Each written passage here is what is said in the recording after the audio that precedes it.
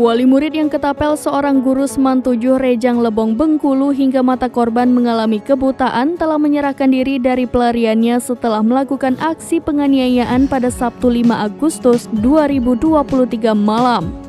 Mengutip tribunbengkulu.com, pelaku berinisial AJ berusia 45 tahun kabur dari kawasan perkebunan dan tak berani pulang.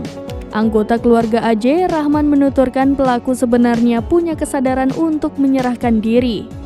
Namun AJ memiliki rasa takut, namun setelah diberi pemahaman, AJ akhirnya mau untuk menyerahkan diri. Pihak keluarga juga meminta penegak hukum untuk menangani kasus secara seimbang. Setelah dilakukan pemeriksaan, AJ ternyata menembakkan ketapel sebanyak 2 kali ke bagian kepala korban.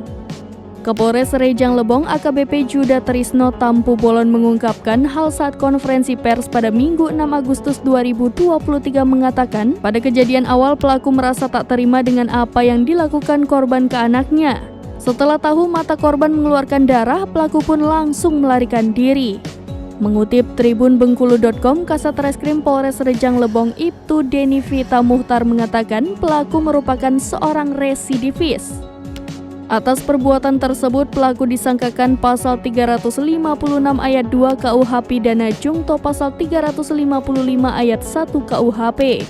Lalu subsidiar pasal 353 ayat 1 dan ayat 2 KUH Pidana lebih subsidiar pasal 351 ayat 1 dan ayat 2 KUH Pidana. Adapun untuk ancaman hukuman penjaranya maksimal 16 tahun penjara.